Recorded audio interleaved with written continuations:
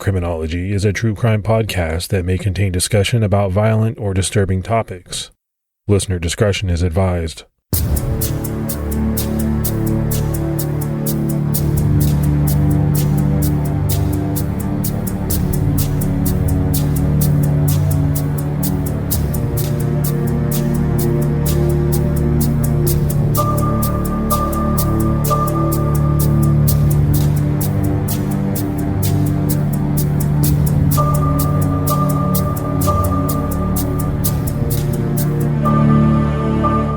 Hello, everyone, and welcome to episode 85 of the Criminology podcast.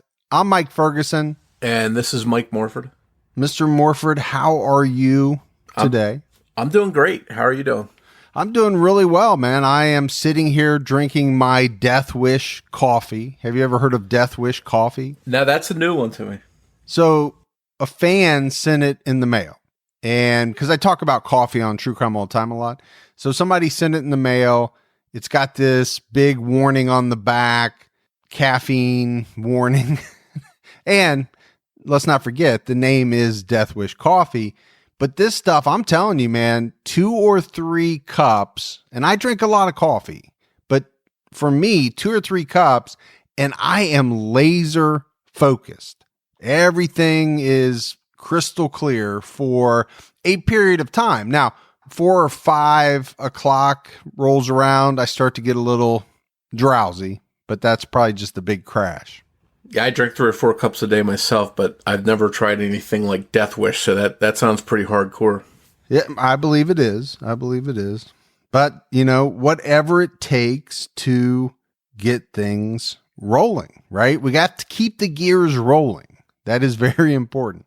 So, Morf, you and I both receive inquiries about our older episodes of Criminology. You know, we always tell people they're out there on Stitcher Premium. And we've had a lot of people that, you know, have gone and listened to some of the older episodes, especially, you know, people that have found the podcast recently. Even some of the folks that have been with us a long time, they just wanted to go re-listen. You know, case in point, probably especially the big season we did on the Golden State Killer, right? A lot of people want to go back and either listen to that for the first time because they didn't get a chance to, or they want to re-listen to it. You know, it was a very good season.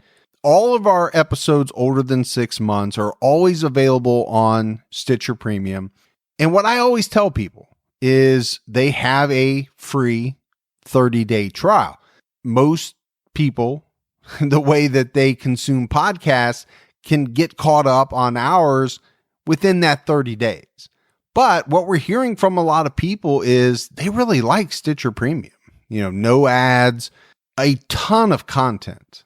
All of my True Crime All Time Unsolved, the old ones are on there.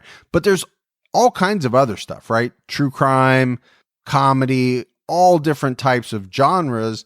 You get the new ones as well. Everything's ad-free. Yeah, I think we've got 50-something episodes on there at last I checked. And we've got the Zodiac season on top of the Golden State Killer season you mentioned. We've got the Ted Bundy season. And there's just a lot of stuff to really take in. So you've got nothing to lose with that 30-day free trial. Yeah, we have the season that we did about the DNA convictions, which I thought was a collection of really interesting cases. And very topical because you're hearing it in the news, right? More cases being solved, more cases that they think they're about ready to solve. And we talk about how a lot of those cases are being solved. So I think all of it very interesting. More if we had some new Patreon supporters. So let's give our shout outs. We had Bianca Kraft, Barry Jordan, Don Black, Heather Sheminsky, Matt Bertone, and Rain Steinberg. So some great new support there. We really appreciate it. Thank you, as always, for that amazing support. It means a lot and really keeps us going with the show. And if you'd like to help support us on Patreon, you can as well by going to patreon.com/criminology. All right, buddy. I think we're ready to dive into the subject of this episode. We're talking about the I-70 killer. So I think it's important to kind of talk about I-70, right? This is a big time interstate highway. It runs east to west from Utah to Baltimore, Maryland. It runs very close to my house in Ohio. So I'm very familiar with I-70. There are also, Morf, a lot of true crime cases. I mean, involving serial killers that happen to intersect, for lack of a better word, with Interstate 70. You know, just off the top of my head of cases that I've covered in the past, I'm thinking, Herb Baumeister in Indiana. There have been a number of, I think, the long haul trucker type murders, because I-70 is a pretty major interstate, and it covers a large part of the Midwest.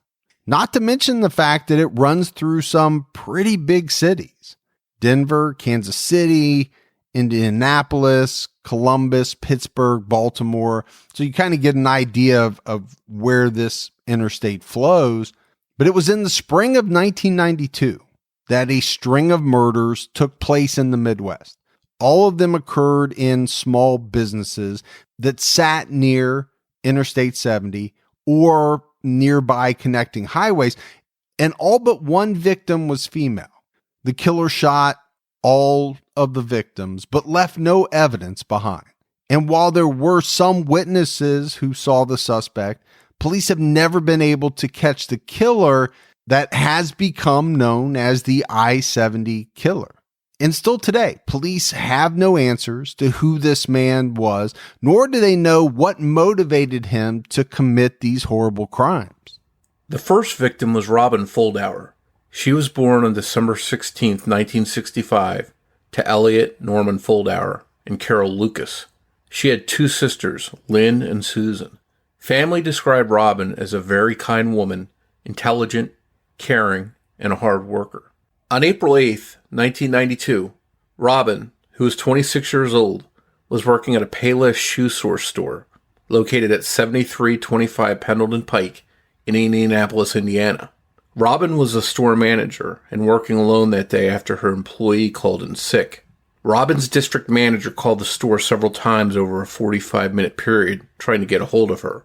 When Robin didn't answer the phone, the district manager called the Speedway gas station next door and asked the clerk, Lucretia Gullett, to check on Robin. Lucretia walked into the store and saw the cash register drawer was open, but she didn't see any sign of Robin. Immediately, she ran back to the gas station and called police. They arrived at 2:21 p.m. and found Robin dead in the back room of the store. She had been shot twice in the back of the head with bullets from a .22 caliber gun. Some sources say she was shot in the right side of her head. It was determined that the killer took only a small amount of cash from the register. Investigators pieced together that the murder most likely occurred between 1:30 and 2 p.m. The last transaction on the cash register was at 1:15 p.m. for a pair of both men's and women's shoes. Police wanted to speak with whoever bought these shoes.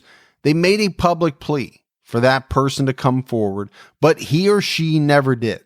Complicating matters, police concluded that after the time they believe Robin was murdered, one or more people came into the shoe store, didn't see any employees around, and they stole some shoes. Police also urged that person or multiple people, however many it was, to come forward. They wanted to talk with them, but they never did. And let's be honest, Morf, who's going to hear a public plea know that they took advantage of a situation where, most likely unbeknownst to them, the store employee was dead. They just knew nobody was in the store. And they said, you know what? I'm going to help myself to a pair of free shoes, maybe multiple pairs. They're not going to come forward and say, oh yeah, I did that. Now, police weren't concerned with the theft of the shoes at all, really. They just wanted to know if the thief might have seen anything that could help them solve Robin's murder. When police questioned employees of nearby businesses, they got a break. A man by the name of Jeff Mayrose who was the manager of a paint store across the street from the shoe store, had seen the likely suspect in Robin's murder. Jeff first noticed the man walking down Pendleton Pike. Jeff said the man was carrying a long bag, and he assumed the man was probably a hitchhiker because he had walked from the direction of I-465, just a few blocks east of the shoe store. That area intersects with I-70, a few miles south of Pendleton Pike. Jeff told police that he didn't recognize the man, who was wearing a green jacket, as anyone from the area.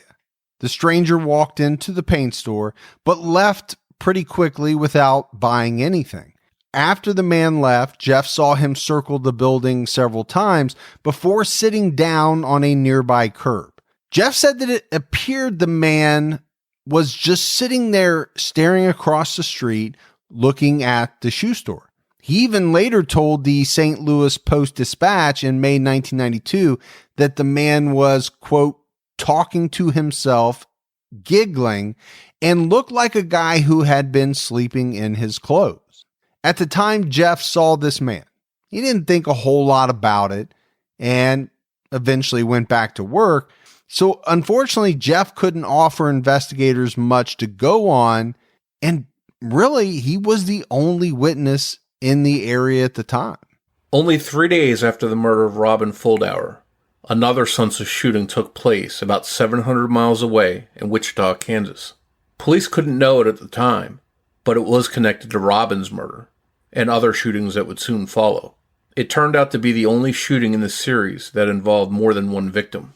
32-year-old Patricia Majors was the owner of a Wichita bridal shop called La Bride d'Elegance, located near Oliver and East Kellogg Street. Patricia also owned the adjacent store, Sir Knight Tuxedos and Formal Wear. The store was close to I-35, which is the Kansas Turnpike. That seems like really smart business sense, Morf. Have two businesses side by side, one for the bride and one for the groom. Double your sales volume. You got to take advantage. But it was on April 11th, 1992. Majors and her 23-year-old employee, Patricia Smith, closed up the shop at 6 p.m. They were waiting for a customer to arrive after hours to pick up his cummerbund for his tuxedo. The customer was running a bit late and didn't get there until 6:30 p.m. When he entered the shop at 6:30, he saw a man coming out of the back room carrying a semi-automatic weapon, and this guy was aiming the gun at him. The man told the customer to go in the back room with him, but the customer refused and told the man holding the gun that he didn't see anything and that he was just going to leave. And miraculously, this tactic worked. The man holding the gun let the customer go. So this guy ran out of that store, I'm sure at a pace that he has never experienced in his life before or since. He raced to the phone, called police to tell them what had just happened to him, and he was able to give the police a description of the gunman. Police went to the store, they entered it, and they found both Patricia Majors and Patricia Smith dead on the floor in the back of the store. Both had been shot with .22 caliber bullets. Wichita police didn't have much to go on, but they did have a key witness.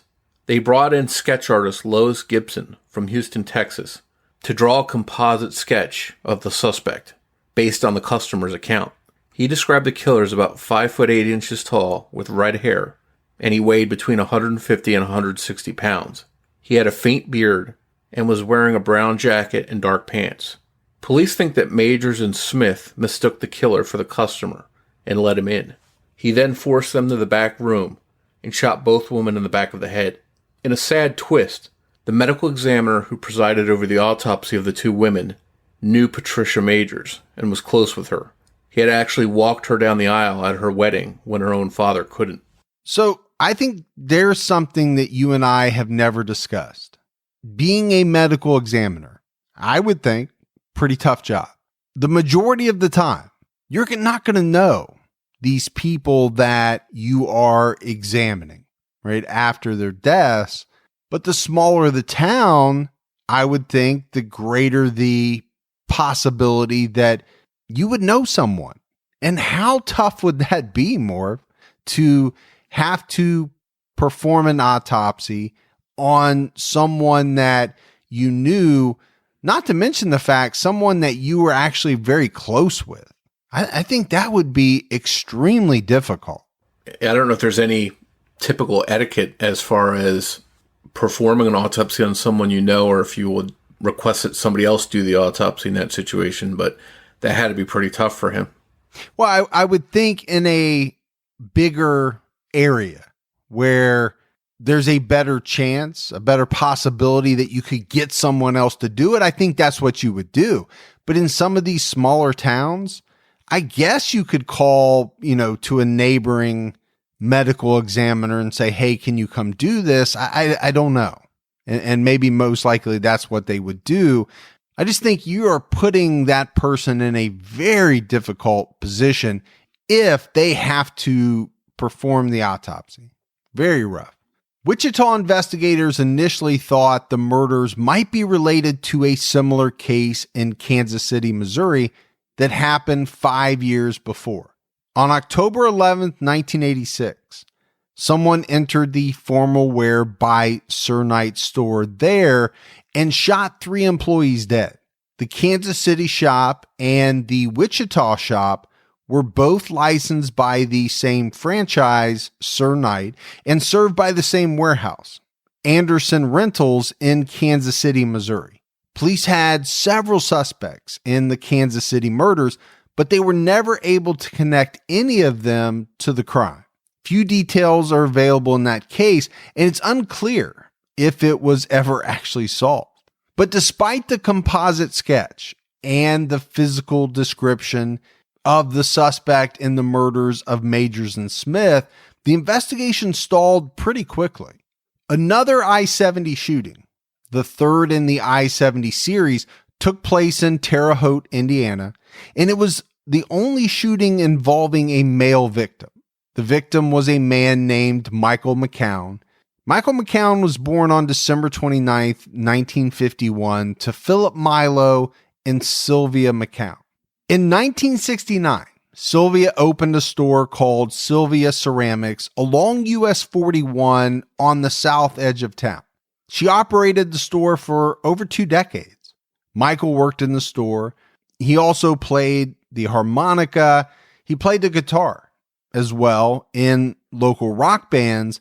On April 29th, 1992, 40-year-old Michael McCown was working alone in his mother's store, something that he had done many times before.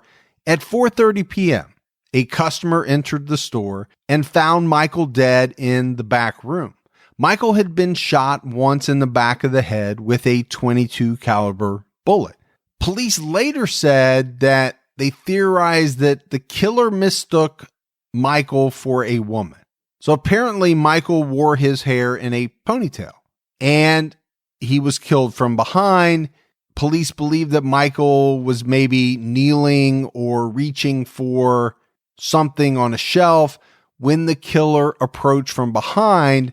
It's possible that he was mistaken for a woman, because you do have to think about it. If these are all connected, which police believe they are, we're getting ready to talk about it, why would there only be one male victim?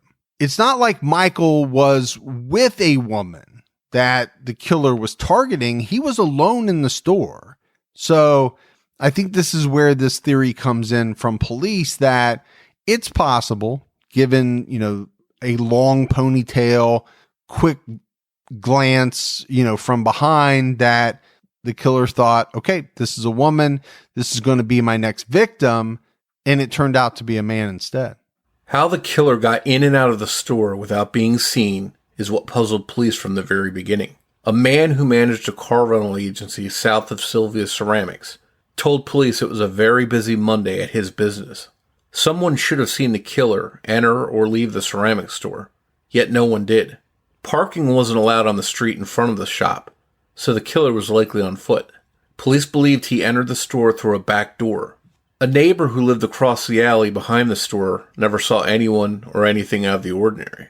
To police, the murder of Michael McCown seemed like an execution and a motiveless crime. But police all along the I-70 were starting to take notice of the similar shooting deaths in stores along that highway over the previous 3 weeks.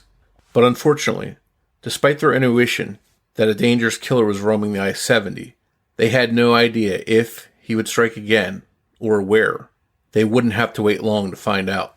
The next shooting took place in St. Charles, Missouri. St. Charles is a suburb of St. Louis. It's about a 2.5-hour drive from Terre Haute, Indiana. The victim was Nancy Kitzmiller. Nancy was born on September 25th, 1967 in Oklahoma City, where she lived until she was about 10 years old. Her family then moved to the St. Louis area. Nancy was a cowgirl at heart. She loved to ride horses. She attended rodeos and horse shows. She also had been a soccer player. Nancy was the ideal daughter. She didn't use drugs, rarely drank, never got into any kind of trouble. Nancy graduated from the University of Oklahoma and at the time had recently qualified to join a map-making team at the Defense Mapping Agency in St. Louis, now known as the National Geospatial Intelligence Agency. She was awaiting her first assignment. In the meantime, she was working at Boot Village in the Bogey Hills Plaza, located at 2079 Zumbell Road, just south of I-70 in St. Charles. Boot Village sold Western clothing and boots. So I think that makes a lot of sense, Morf. This was a woman who was very into that lifestyle, riding horses, going to the rodeo, attending horse shows. I think she most likely knew a lot about Western wear. Seems like a perfect job for her at the time. This is also a woman that had a lot going on for her, right? Just graduated, was about ready to get her first assignment in something that, by all accounts, she was very excited to get into, but she's never going to get the chance. On Sunday, May 3rd, 1992, just 4 days after Michael McCown's murder in Terre Haute, Nancy, who was just 24, was working alone at Boot Village. It was the only store in the shopping plaza that was open on Sundays. Nancy opened the store at noon, and at 2:30 p.m., she was found dead by a customer. Nancy had been shot once in the back of the head, and the killer had stolen money out of the cash register. The bullet that killed Nancy was a .22 caliber bullet. Initially, police believed the motive was robbery. In the days and weeks prior to Nancy's murder, burglaries had taken place in 3 local businesses in St. Charles. Holra's Hallmark store in Bogey Plaza on March 18th, Setting Trends on South Main Street on April 28th, and the Salvation Army on Drost Road on April 30th. After the robber stole money from the Hallmark store, he sprayed 2 clerks with mace before exiting the building. Police believed at the time that this robber was also responsible for Nancy's murder. It does seem to make a lot of sense to me, Morph, what the police believe based on the information that they have. Obviously, they have a string of burglaries. Now they have one that ends with a murder. I think maybe we'll see as we get further on in the episode that it's probably unlikely that all of these burglaries are tied together. I'm not saying they couldn't be. It just seems strange to think that this killer that we're talking about would have been in that location for that period of time, because the burglary stretched out over a month's time. Now, there are some reasons why it could be, and maybe we'll get into those. No one heard the shot that killed Nancy, but a witness did come forward to tell police about a strange man they had seen around the time that Nancy was likely killed. The man was coming out of the Boot Village store. Police believed this man was Nancy's killer and that Nancy waited on him just before she was killed. The witness who saw the suspect described the man as a white male, 28 to 32 years of age, about 5'7" to 5'9", average build with dark brown hair and brown eyes. a sketch artist drew 2 composite sketches based on the witness's account. One showed the man with a mustache and shoulder-length hair. The other showed him unshaven, cleaned up, and with shorter hair. The final shooting of the I-70 series took place at a shop called Store of Many Colors, a health food store located in the Woodson Shopping Center in Raytown, Missouri, which is a suburb of Kansas City, Missouri. The store had only been open for about a month and was owned by Sarah Blessing. Sarah Hart Blessing was born in Topeka, Kansas on March 3, 1955, to Clarence and Wilma Hart. She was married to Sonny Blessing, who had 2 children from a previous marriage. The couple had been married for about 7 or 8 years. Sarah was a reflexologist, and Sonny worked for Trans World Airlines.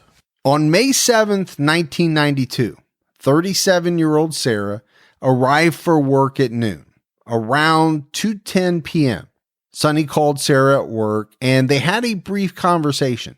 Everything seemed fine. By 6:15 p.m., Sarah was working alone in the store.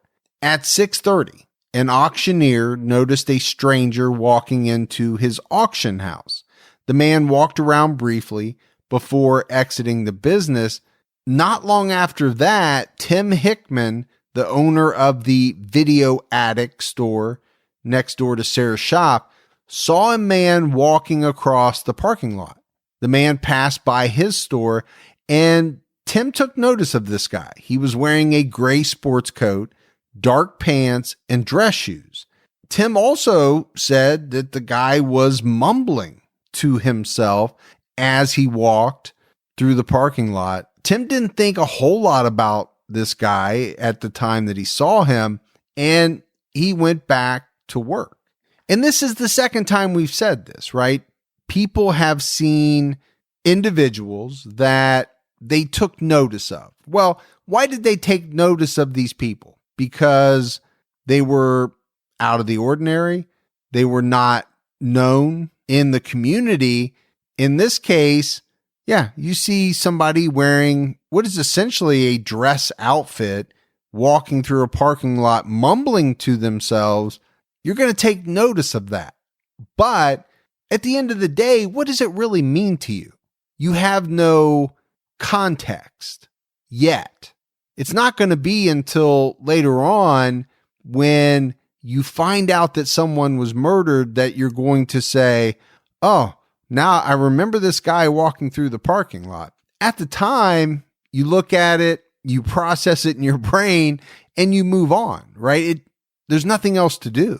You're not going to call the police just because a guy is talking to himself walking through the parking lot. And I think that just shows that this guy that these witnesses saw was normal looking enough that they didn't feel a need to call police. It's not like he was exhibiting a gun or threatening anyone. So it makes sense that he didn't stand out enough to call the police, like you mentioned. Yeah, I think it's a good point. The guy is not the Hunchback of Notre Dame. He also doesn't have ammo crisscrossed on his chest, and, you know, he's walking around with a rifle. That would be something to be alarmed about and to call police on. It seems like he mixed in very well to the environment. And isn't that often the case? When you're talking about a serial killer, I mean, what is one of their main goals? Well, they want to feed their urges. You know, we've talked about that quite a bit, but they also don't want to get caught, because if they get caught, then they lose the opportunity to do these nasty things that they feel compelled to do. So how do you not get caught? You blend in. I think a lot about the show Dexter. That was one of my favorite shows. Boy, I miss that a lot. And I think one of the appeals of Dexter for me, Morf, was that he was somewhat of a sympathetic character, which is kind of hard to say because he killed a lot of people, right? But the way they constructed his character, he had this compulsion, but he learned how to funnel it. Okay, he's only going to go after bad guys. So in that respect, you kind of think, I can kind of see what he's doing, even though he's killing people. But the main point of it was that he was not like everyone else. He didn't fit in. He had to learn over the years how to fit in. And he did that by observing how other people acted, and he basically just mimicked them. And I always like to use the expression that most of the people that do this kind of stuff don't look like Otis Toole. They don't look like the serial killer that you immediately say, that guy looks like a serial killer. And unfortunately, that's what helps them go undetected. Yeah, I think it's absolutely correct. I also think, Morf, that's the reason why when it all comes out, right, what these people have done. We just got done doing Gacy on True Crime All the Time. People say, I can't believe it was him. This guy owned a business. He was a pillar of the community. He threw block parties, for crying out loud. Those are the type of people that are able to blend in and I think get away with their crimes sometimes for long periods of time. A few minutes after Tim saw the stranger, he heard a loud pop and thought it was a gunshot. He opened the front door of his store and saw the man he had just seen a couple minutes before go around the corner and out of sight. He later said the man looked cool and calm, as if he didn't have a care in the world. Tim grabbed his portable phone and entered Sarah's store. He didn't see anyone, so he hollered out.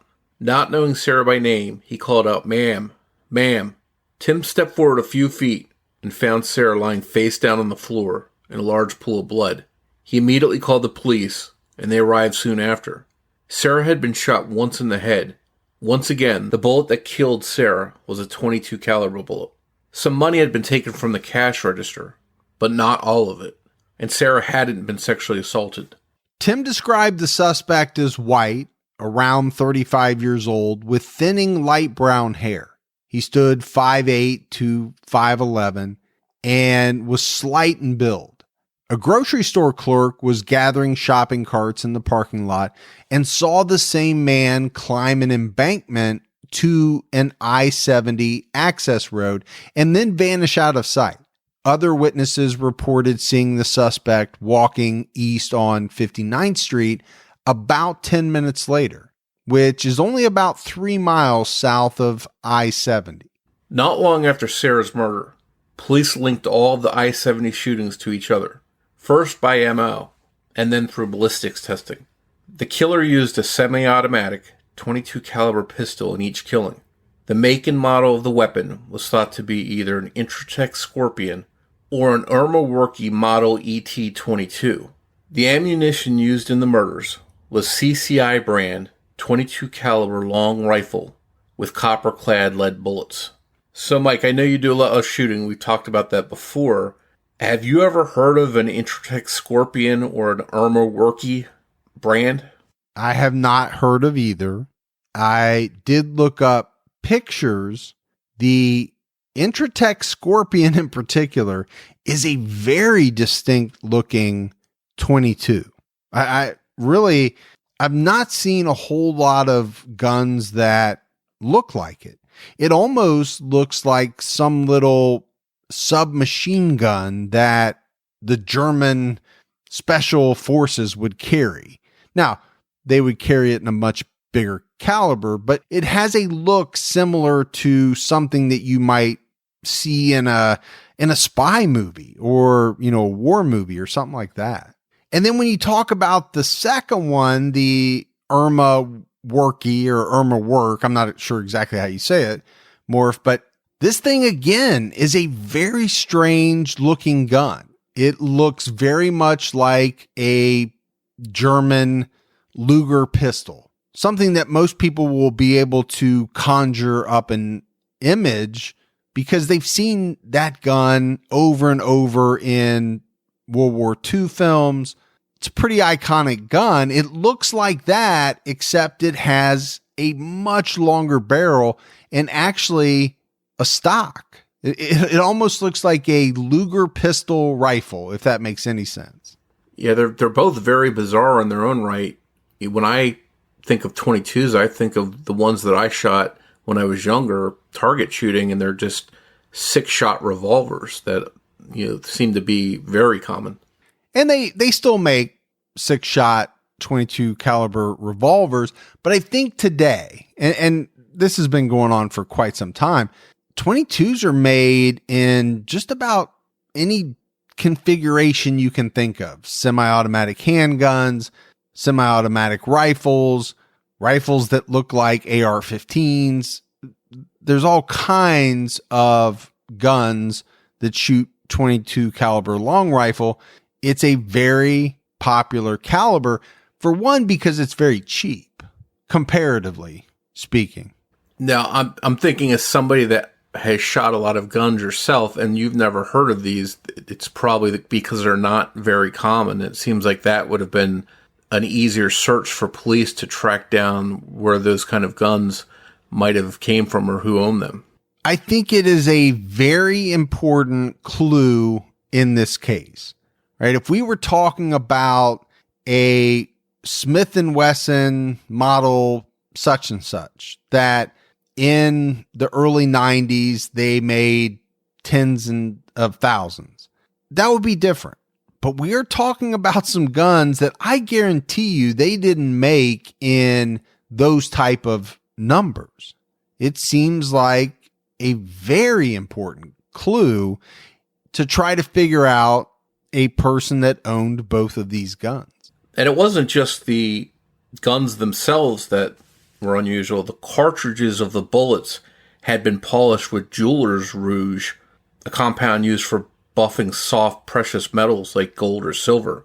Again, as someone that does a lot of shooting, what's your take on that use of that jeweler's rouge on the ammunition? And why would someone do that? So Morf, this is something that has really got me puzzled. 22 caliber long rifle. And we even said the brand, CCI. It's a very popular brand, probably one of the most popular of 22s. I don't understand polishing the cartridges of a 22 caliber bullet. Now, it did pop into my head because I reload my own ammunition. Part of that process includes taking already fired cartridges. Maybe they've been fired multiple times. Well, when you do that, the cartridges get very dirty. So to clean them up before you reload, you polish them. And I use a tumbler. It's got some media in it. You can use like little bits of corn. Some people use walnut. I throw a little bit of car wax, liquid car wax in there, throw the cartridges, and then this electrical tumbler works its magic for 4, 5, 6 hours, however long you want to go. And the cartridges come out nice and shiny. Now you can reload 22 caliber long rifle ammo. Most people don't. It is a pain, to say the least, compared to reloading, let's say 9mm or 380 or 45. So that is one thing that jumped into my head, but I don't think that's what we're talking about here. It seems to me, and I'm speculating, but it seems to me as though this killer bought this ammo, took each one out of the package, and polished it up for whatever reason. I just can't think of any good reason why you would want to do that. So it sounds like it's typically done for cosmetic reasons. It doesn't improve the performance or anything like that. I mean, not as far as I know. I've never polished a bullet that I've purchased right off the shelf. Never. Because it's a brand new casing that they use. It's shiny. It's nice. There's no reason to do anything to it. This part really has me stumped. I got to be honest with you. Once all of these murders were connected, police all along the I-70 corridor knew they had a serious problem. There was a cold-blooded killer roaming the highway, and pretty quickly they established a Midwest task force to try to identify this person and stop him. They sat down, they analyzed all of the clues that they had from each case, tried to put things together, match this, match that. All of the killings took place in shops near Interstate 70. All of the victims put up little to no resistance, and the killer stole less than $400 from each location. I think in the minds of this task force, Morph, it seemed as though the robbery was almost an afterthought. In multiple instances, the killer only took some of the cash from his victims. So again, if robbery is your main motive, you're going to take every bit of cash you can. Police believed the killer had some type of job where he traveled frequently. So we're talking traveling salesman, truck driver. I mean, there are a number of jobs that require you to travel around the country. But just as the Midwest Task Force was getting started, it seemed that the killings there abruptly ended. But then in 1993, similar murders in Texas had police wondering if the I-70 killer had changed locations and struck again. On September 25th, 1993, Mary Ann Glasscock, who was 51 years old, was working alone in a small Fort Worth antique store called Emporium Antiques. She was found shot to death in the store. Just over a month later, on November 2nd, 22-year-old Amy Vess was found shot to death in an Arlington dance apparel shop called Dancer's Closet. Police believe she had been shot the night before as she closed the shop. A couple of months later, on January 15th, 1994, 35-year-old Vicki Webb was working alone in her Houston gift shop called Alternatives when a man entered the store, chatted with her a bit, looked around, and then shot her in the head. The shot didn't kill her. Vicki had an unusually large vertebrae which prevented the bullet from penetrating into her head. Vicki pretended to be dead. The shooter put the gun to her head again and pulled the trigger, but it misfired. The man laughed and then walked out, leaving the store. Vicki survived that shooting, but wound up passing away in 2012. The Texas stores were located near I-35, and the victims were all killed with a .22 caliber firearm. And just like the Midwest killings, they started and stopped within a short period of time. The main difference was that the gun used in the Texas murders was different from the one used in the Midwest shootings. So Texas authorities do not believe the cases are related, but Midwest law enforcement thinks they may be. It could be that the killer switched guns for some reason, but still preferred to use a .22 caliber. I think that's very possible, right? .22 caliber is a very popular caliber. I mentioned it. Number one, it's cheap. Now, what is strange to me is it's not the most efficient caliber to use to commit murder, right? It's a small caliber.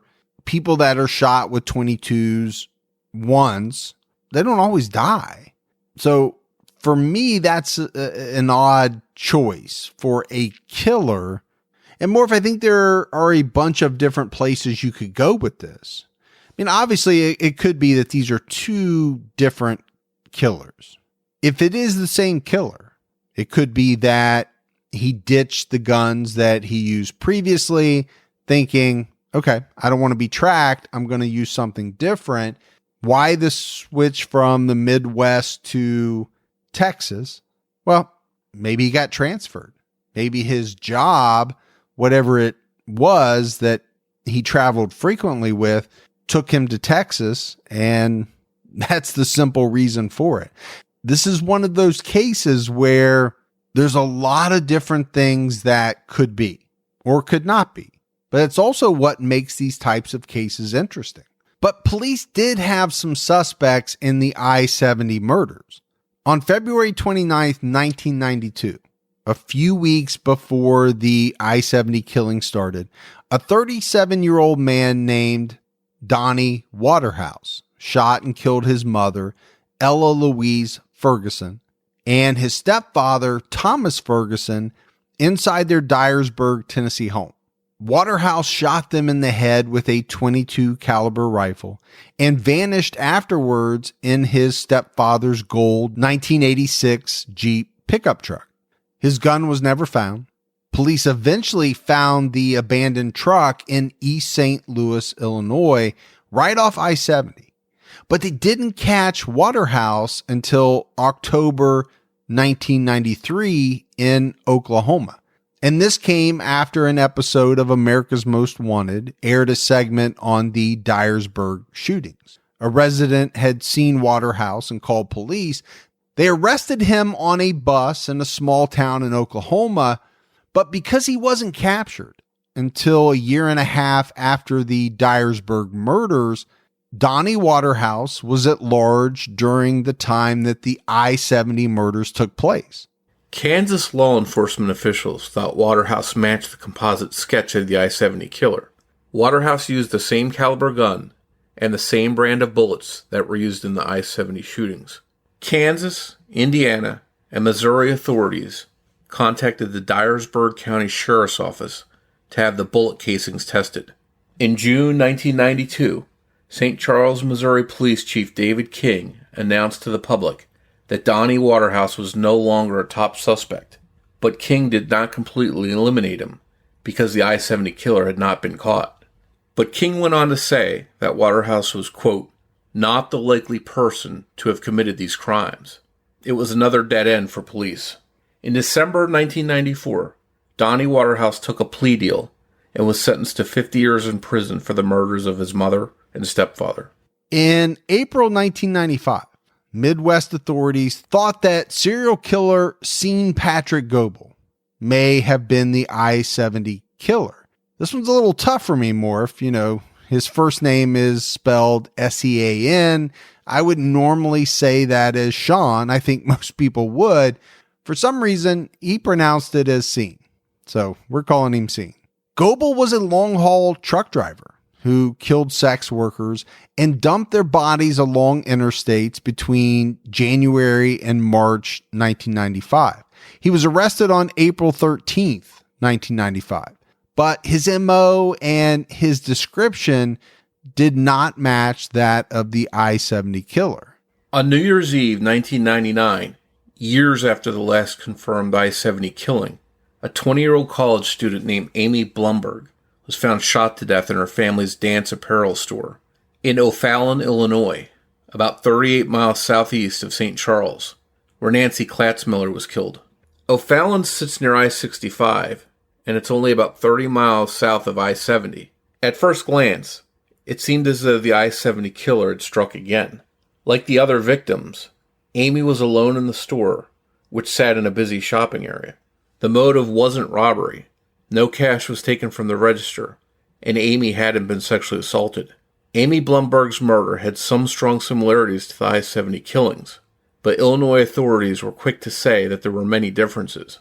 One big difference was the type of gun that was used, and that led them to believe that Amy wasn't a victim of the I-70 killer. Eventually in 2003, police arrested an Illinois man named Edward Phillips for Amy Blumberg's murder. Phillips claimed that he was innocent.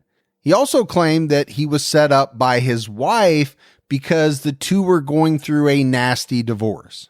Don Ritchie, Phillips' now ex-wife, said that on the night of Amy Blumberg's murder, Phillips came home with blood on his pants and said he had been at the scene of Amy's killing. She did not report this until the divorce proceedings had started. Phillips admitted to being at the scene, but told police that he found Amy's body when he went to the store to return a leotard that he had purchased for his daughter. He panicked and didn't call authorities. So more, if there's a lot going on here. You know, first of all, you go into a store and find someone dead, you really should call the police. I think everybody listening knows that. You know, this guy's saying, I panicked, I left the store, somehow I got blood on my pants. It doesn't look good at all. But at the same time, you have this divorce and the fact that his ex-wife didn't bring it up until the divorce proceedings started. There's a lot going on here. At Phillips's trial, one witness testified that he saw a strange man in a mid-sized white car sitting in the parking lot in nearby Fairview Heights. The man was holding a black handgun and acting as if he were in some sort of trance.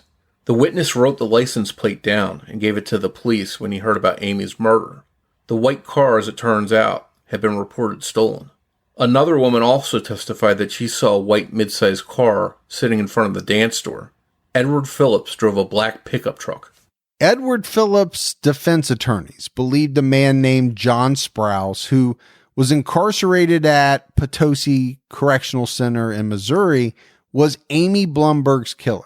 A fellow inmate testified at the Phillips trial that he overheard Sprouse bragging about killing a blonde shop clerk in Illinois. This case against Phillips was largely circumstantial, but he was convicted of the murder of Amy Blumberg and sentenced to 55 years in prison in 2007. Another man some believe may be the I-70 killer is suspected serial killer Neil Falls. Falls had ties to Kansas.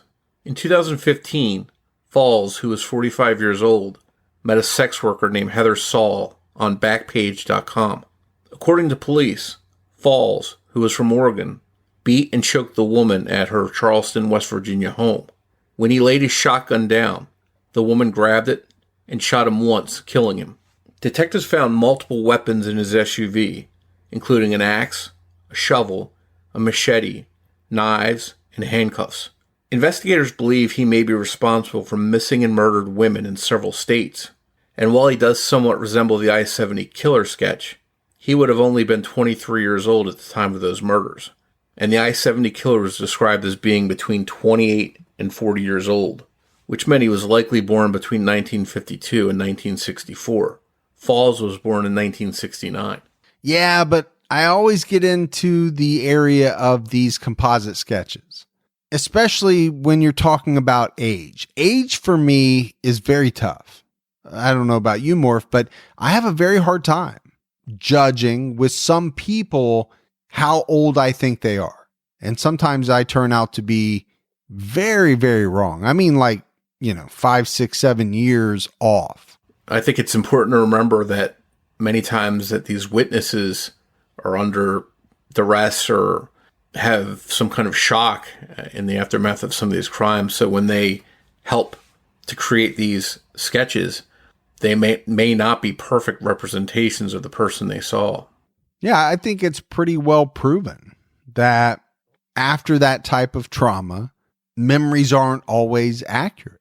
The I-70 serial killer remains elusive to police to this day. So who was he? And why did he stop his killing spree? So we mentioned one possibility already. Maybe he moved. Maybe he began killing in another area along another stretch.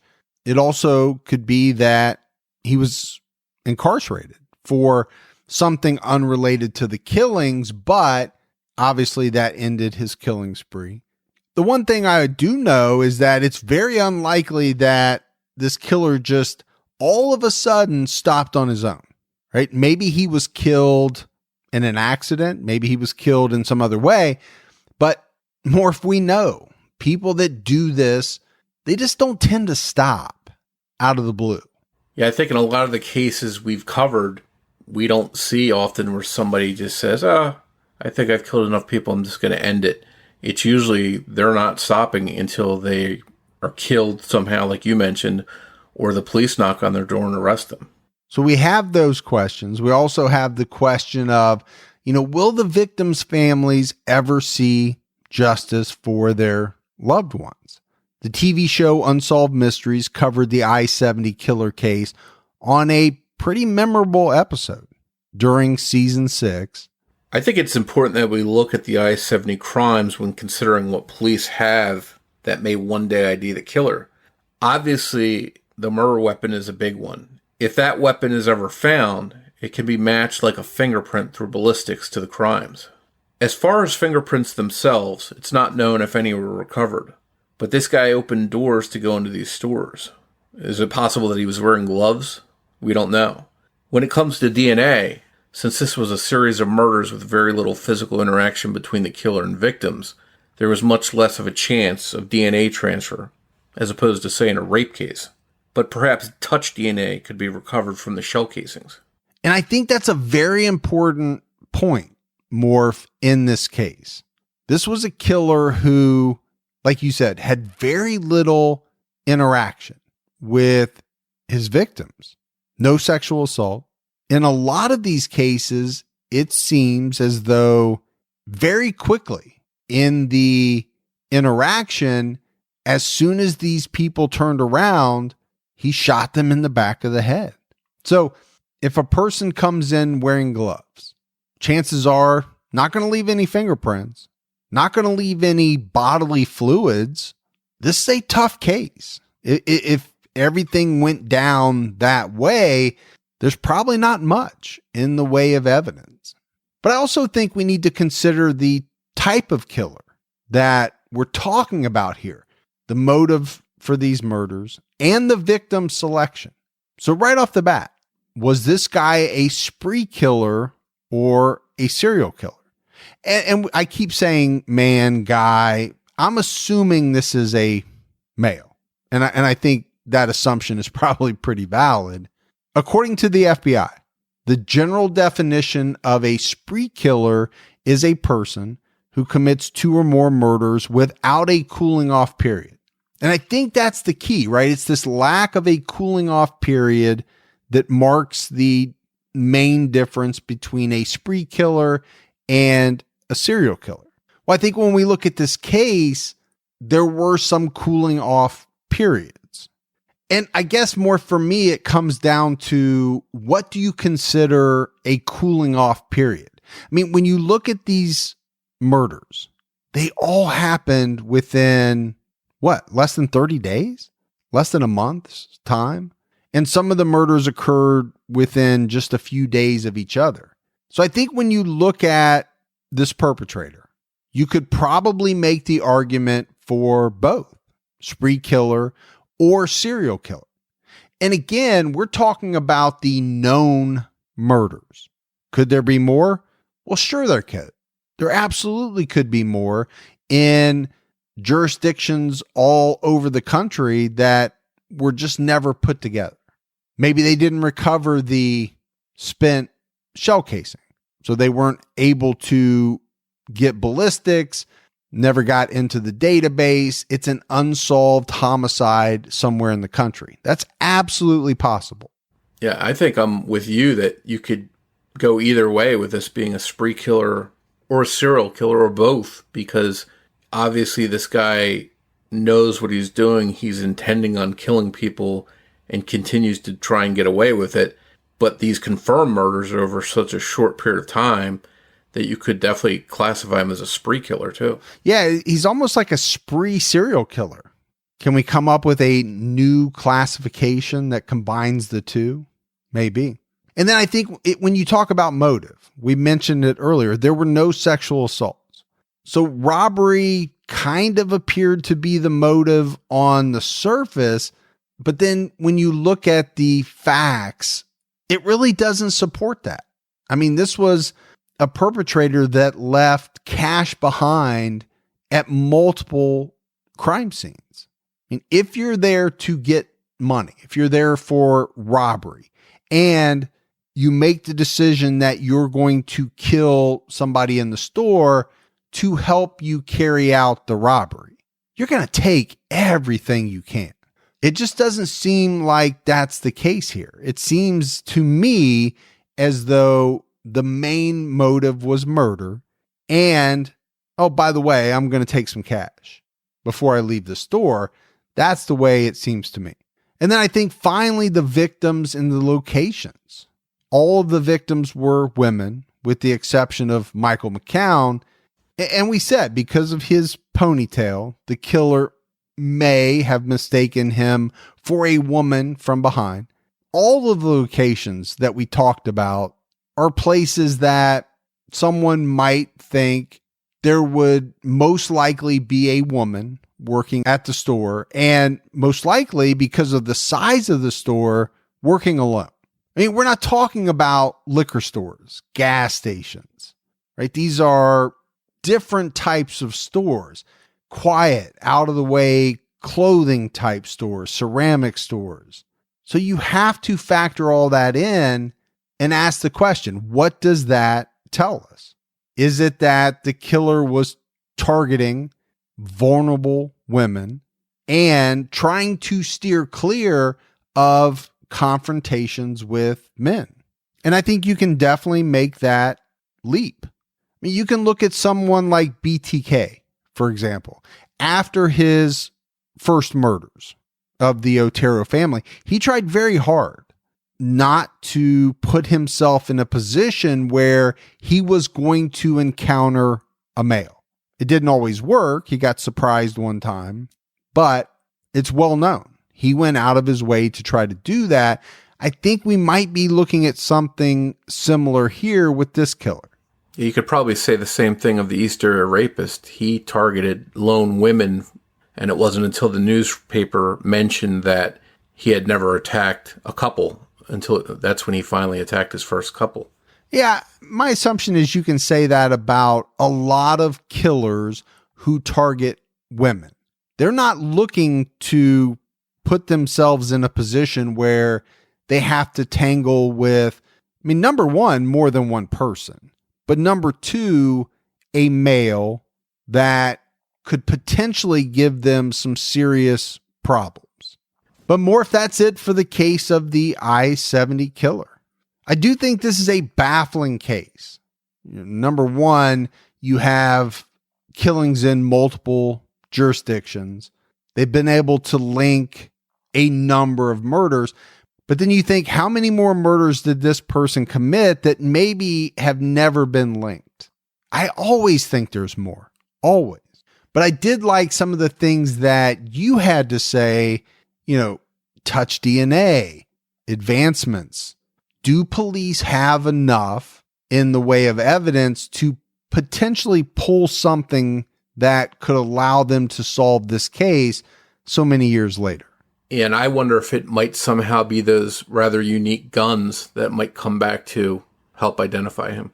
Yeah, like I said, I do think that's a very big part of this case. Now, that's assuming that the guns were registered, that this person's name is attached to the gun, right? I said these guns, but whichever gun was the murder weapon. For all we know, he stole it. Thanks to Debbie Buck at TrueCrimeDiva.com for writing and research assistance in this episode.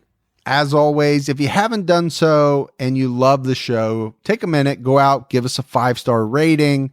Keep telling your friends. That word of mouth goes a long way. And if you'd like to find us on social media, you can follow us on Twitter. Our Twitter handle is @CriminologyPod. You can also find us on Facebook by searching for Criminology Podcast. And if you'd like to, you can join our Facebook discussion group, which is called Criminology Podcast Discussion and Fans.